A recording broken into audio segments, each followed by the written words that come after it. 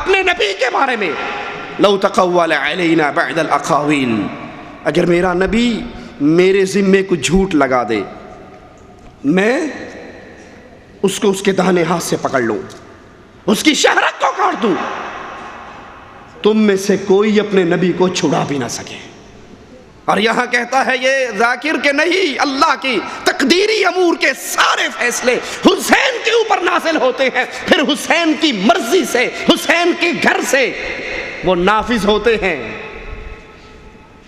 کہتا ہے کہ حسین، علی، فاطمہ، حسن، یہ 12 امام اور ایک خاتون جنت اور ایک رسول، یہ 14 اللہ نے جتنی مخلوقات کو پیدا کیا ہے، یہ ان مخلوقات کی تخلیق میں واسطہ ہیں، اور اگر یہ نہ ہوتے تو دنیا میں کوئی چیز پیدا نہ ہو سکتی۔ لا حول ولا قوت۔ لیکن جس کو حکم دے رہا ہے اس میں پیدا ہونے کی طاقت ہی نہیں ہے، تو یہ ہمارے 12 امام مل کے اس کے اندر پیدا ہونے کی طاقت پیدا فرماتے ہیں۔ اللہ کہتا ہے کن، ہو جا، وہ نہیں ہو سکتا جب تک یہ 12 مل کر اس کے اندر پیدا ہونے کی قوتیں پیدا نہ فرما دے۔ ابھی 4 دن پہلے کی بات ہے، میں کوئی زیادہ پرانے مجتہد کا نام نہیں لے رہا، آقا سید محمد شیرازی، انہوں نے 3 جلدیں لکھی ہیں من فقہ الزہرا، اس کا نام ہے، بی بی کے اسی خطبے کا حوالہ دے کے فرمایا لوگوں تم نے کیا سمجھا، کیا کہہ رہی ہے بی بی کہ ہم خالق میں اس کا وسیلہ ہیں، یہ نہیں کہ ہم صرف اللہ تک ملاتے ہیں۔ محمد شیرازی فرماتے ہیں بی بی کے کہنے کا مقصد یہ ہے کہ آدم ہو یا غضنفر، چونٹی ہو یا ہاتھی، جن ہو یا بشر، انسان ہو یا فرشتہ، کوئی شے اللہ خالق کرتا ہی نہیں جب تک درمیان میں وسیلہ ہم نہ بنے۔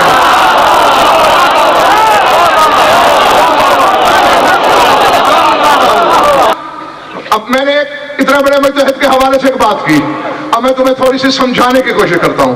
یہ تو سید محمد شیرازی کا فکر ہے کہ کوئی شے خالق ہو نہیں سکتی جب تک یہ 14 درمیان میں وسیلہ نہ بنے۔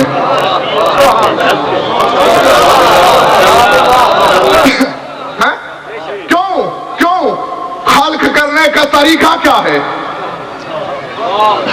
انما امرہ اذا اراد شیئا ان یقول له کن فیکون۔ اللہ حمدانی صاحب کون کہتا ہے، وہ شے ہو جاتی ہے۔ اب جسے کہا جا رہا ہے کہ ہو جا، اس میں ہونے کی صلاحیت تو ہو۔ ایک شے وجود ہی نہیں رکھتی، بس وہ زبان بے زبانی سے ارادے میں کہتا ہے ہو جا، نہ ہونے کو ہونا کرنے والے یہ 14 ہیں۔ یہ وہ غلو کا راستہ جو شرک کا بنیادی دروازہ ہے، جس کے ذریعے سے شرک داخل ہوتا ہے، جس کے ذریعے سے شرک پہنچتا ہے۔ ایک اور ذاکر شیعہ کہتا ہے کہ ہم نے علی کو ویسے نہیں مانا، ہم نے 1,24,000 انبیاء کی پوری ہسٹری پڑھی، ہمیں علی مولا جیسا سارے انبیاء کے اندر بھی کوئی نہیں نظر آیا۔ مسلمان تاریخ اسلام نے نبی اور نبی دی آل تے او بہتان لائے جنہ دا حقائق نال دور دور تک واسطہ نہیں۔ اسی علی مولا نو وس نال نہیں منیا، رب کعبہ دی قسم پوری کائنات دی ریسرچ کیتی ہے، سانو علی دا ثانی نبیاں چ نظر نہیں ہے۔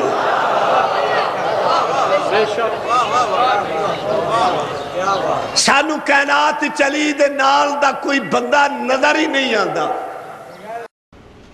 یہ وہ جرم ہے بندے کو بندگی کے مقام سے اٹھا کر اس کو الوہیت کے مقام پہ بٹھا دینا، اور یہی جرم جہاں ان 12 اماموں کے بارے میں ہوا، وہی محمد الرسول اللہ صلی اللہ علیہ وسلم کے بارے میں غلو کرنے والوں نے یہی راستہ اختیار کیا۔ کوئی کہتا ہے کہ جبرائیل آ کر پوچھتے ہیں، تذکرہ غوثیہ میں غوث علی شاہ قلندر لکھتا ہے، جبرائیل سے اللہ کے نبی پوچھتے ہیں وہی کہاں سے لاتا ہے؟ وہ کہتے ہیں میں سدرۃ المنتہا پہ کھڑے ہو کر انتظار کرتا ہوں، آ جاتی ہے، لے آتا ہوں۔ کہا کبھی دیکھا ہے وہی دینے والا کون ہے؟ کہتا ہے میں نے کبھی ہمت پئی نہیں۔ کہا اچھا ذرا اب کوشش کرنا، ٹرائی مارنا۔ جبرائیل پرواز کرتا ہے، عرش پہ پہنچتا ہے تو وہاں پر خود رسول اللہ بیٹھ کر وحی کر رہے ہیں۔ جبرائیل زمین پہ جاتی مارتا ہے، وہاں بھی رسول اللہ بیٹھے ہیں، اوپر دیکھتا ہے وہاں بھی رسول اللہ ہے۔ طاہر القادری اپنے ایک بیان میں کہتا ہے جب معراج کا سفر ہوا، اللہ کے نبی بلند ہوتے گئے، اتنی بلندیوں پہ گئے کہ عرش پہ پہنچ گئے۔ جب عرش پہ پہنچے اللہ استقبال کے لیے کھڑا ہوا، نبی اور اللہ آمنے سامنے، عاشق اور معشوق آمنے سامنے۔ کہتا یہ وہ مقام ہے جس کو سمجھایا نہیں جا سکتا، بس اتنا سمجھو کہ وہاں پہنچ کر احد اور احمد کا فرق ختم ہو گیا۔ انا للہ و انا الیہ راجعون۔ اور میں کہتا ہوں اے طاہر القادری، جب تیری زبان سے یہ جملے نکل رہے تھے تیرے پلے سے ایمان ختم ہو گیا۔ جب رسول عرش پہ پہنچے، احد اللہ، احمد رسول اللہ، میم کی مروڑی کا فرق، کہا یہ فرق ختم ہو کے دونوں ایک ہو گئے۔ اس سے بڑا کفر کوئی اور ہوگا؟ اس کا سبب کیا ہے؟ غلو کرنا، کسی کو اس کے مقام سے بڑھا دینا، کسی کو اس سے اونچا لے جانا۔ یہ ہمارے ہاتھ میں ہے۔ ہدایت بخشش امام اہل سنت مجدد دین و ملت اعلیٰ حضرت بریلوی صاحب کا نعتیہ کلام، اس نعتیہ کلام کے صفحہ 3 پہ رسول اللہ صلی اللہ علیہ وسلم کی شان میں غلو کرتے ہوئے کیا کہتے ہیں؟ اے نبی میں تو مالک ہی کہوں گا کہ تم ہو مالک کے حبیب۔ اللہ مالک ہے نا؟ کہا اے رسول میں تجھے بھی مالک ہی کہوں گا، اللہ بھی مالک ہے تو بھی مالک ہے، میں تو تجھے مالک ہی کہوں گا کہ تم ہو مالک کے حبیب، یعنی محبوب و محب میں نہیں میرا نہیں تیرا۔ آپ اللہ کے حبیب ہو، اللہ بھی مالک ہے اور آپ بھی مالک ہو۔ یہ بالکل ایسے ہی ہے، کسی کو اپنی بیوی پر بہت پیار آئے اور بیگم کے سامنے بڑے پیار و محبت سے کھڑے ہو کر کہے بیگم میری امی جو ہے وہ آپ سے بڑی محبت کرتی ہے، آپ میری امی کی محبوب ہو تو میں ان کو بھی امی کہتا ہوں، آج سے آپ کو بھی امی کہوں گا۔ رشتہ باقی رہے گا؟ ڈنڈے بجائے گا۔ بیوی بیوی ہے، جتنی مرضی محبت کر لو، وہ ماں نہیں بن سکتی۔ رسول رسول ہے، یہ عبداللہ ہے، یہ رسول اللہ ہے، اس کو اگر مالک کہو گے ایمان پلے سے نکل جائے گا۔ جہاں من کے کالوں نے علی، حسن، حسین، فاطمہ کے بارے میں غلو کرتے ہوئے ان کو اللہ قرار دیا، ایک کہتا ہے علی اسم الہی ہے، علی کی بادشاہی ہے۔ علی کی بادشاہی ہے، علی اسم الہی ہے، علی اسم الہی ہے۔ علی اللہ کا اسم ہے۔ یا علی مدد کہنے والوں سے جھگڑا نہ کرو، اللہ سے پوچھو اس نے اپنا نام علی کیوں رکھا؟ علی اسم الہی ہے، علی اسم الہی۔ تو وہاں رسول اللہ صلی اللہ علیہ وسلم کی شان کے اندر بھی ایسے ہی غلو ہوا۔ لوگوں نے جب یہ منظر دیکھے انہوں نے کہا بہتی گنگا میں ہاتھ دھو لو۔ جب سب کو ہی بڑھایا جا رہا ہے، ہم اپنے پیروں کے بارے میں خاموش کیوں رہ جائیں؟ اپنے بزرگوں کے بارے میں خاموش کیوں رہیں؟ یہ اصول کرخی ہے۔ اصول کرخی کے رائٹر ہیں ابو الحسن عبید اللہ بن حسین بن دلال الکرخی الحنفی۔ یہ اپنے امام کے بارے میں اس کتاب میں اصول بیان کرتا ہے۔ اگر قرآن کی آیت، اگر رسول اللہ صلی اللہ علیہ وسلم کی حدیث، اگر صحابی کا عمل ہمارے امام سے ٹکرائے، قرآن کی آیت کس سے ٹکرائے؟ خود بدلتے نہیں، قرآن کو بدل دیتے ہیں کہ غلامی میں بدل جاتا ہے قوموں کا ضمیر۔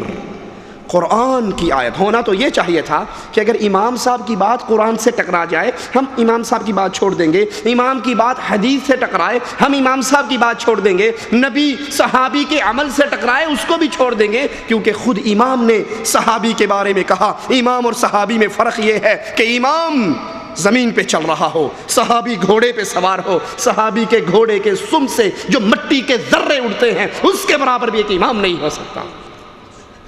لیکن یہاں غلو کرتے ہوئے کیا کہا؟ قرآن کی آیت، نبی کی حدیث، صحابی کا فعل اگر ہمارے امام کے قول سے ٹکرائے گا تو ان ساروں کو منسوخ و مردود سمجھیں گے، امام کی بات کو نہیں چھوڑیں گے۔ یہ ہمارے ہاتھ کے اندر سوانح قاسمی ہے جو سیرت ہے شمس الاسلام کی، سیدنا امام الکبیر محمد قاسم نانوتوی شائع کیا ہے اس کو مکتبہ رحمانیہ، اقرا سینٹر، غزنی سٹریٹ، اردو بازار، لاہور نے۔ اس کے صفحہ 301 پر قاسم نانوتوی صاحب صفحہ 301 پر اپنا قصہ بیان کرتے ہیں، سنیے اور دیکھیے کہ پھر اس ذریعے سے شرک کس طرح امت کے اندر داخل ہوتا ہے اور کس طرح بربادی ہوتی ہے۔ کہا کہ جب اعلیٰ حضرت امداد اللہ مہاجر مکی صاحب نے کچھ وظائف اور اذکار بتائے کہ یہ ذکر کیا کرو، میں نے کرنے شروع کر دیے، سب نے رپورٹیں دینی۔ ایک دن حاجی صاحب نے مجھے پکڑ لیا کہ تو کچھ نہیں بتاتا، تو کہا میں رونے لگ گیا کہ حضرت میں کیا بتاؤں؟ کہا کچھ تو بتا۔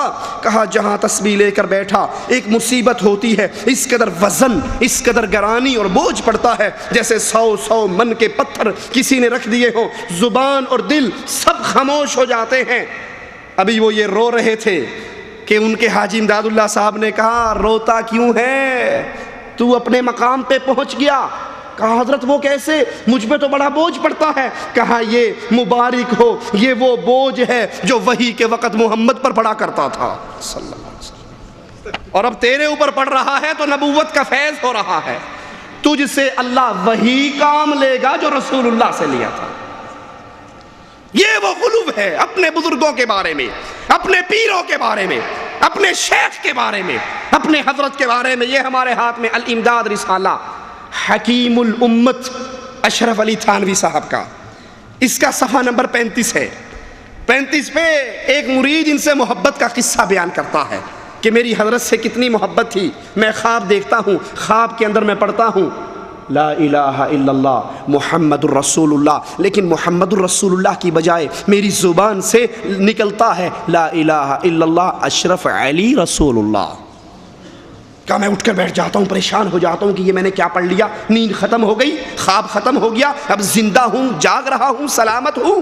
پھر مجھے یاد آیا کہ میں نے خواب میں غلطی کی، اب میں اس غلطی کا احساس کر کے اس کو ٹھیک کرنا، اصلاح کرنا چاہتا ہوں، تو اللہ کے نبی پہ درود شریف پڑھتا ہوں، لیکن پھر بھی یوں کہتا ہوں اللہم صلی علی سیدنا نبینا مولانا اشرف علی، اور یہ کفریہ خط لکھ کر حضرت اشرف علی کو بھیجتا ہے۔ ہمیں نہیں پتا کہ یہ اشرف علی تھانوی صاحب نے لکھا ہے یا یار لوگوں نے پیٹ بھرنے کے لیے اس غریب کے نام چھاپ دیا ہے۔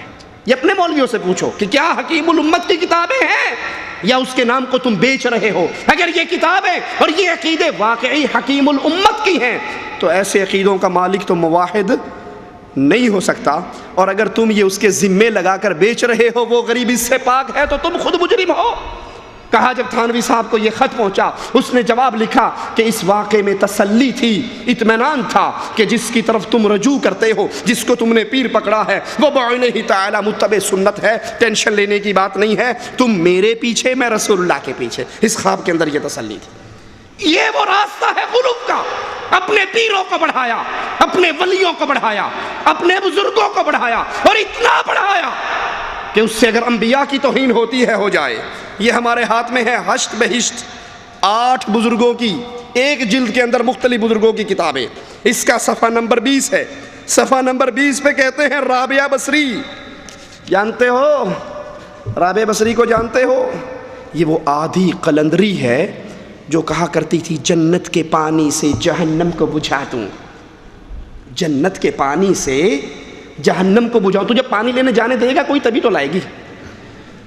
جنت کے پانی سے جہنم کو بجھا دوں، جہنم کی آگ سے جنت کو جلا دوں، پھر بے لوث ہو کر اللہ کی عبادت کروں، پھر رب کو لینے کی شاید۔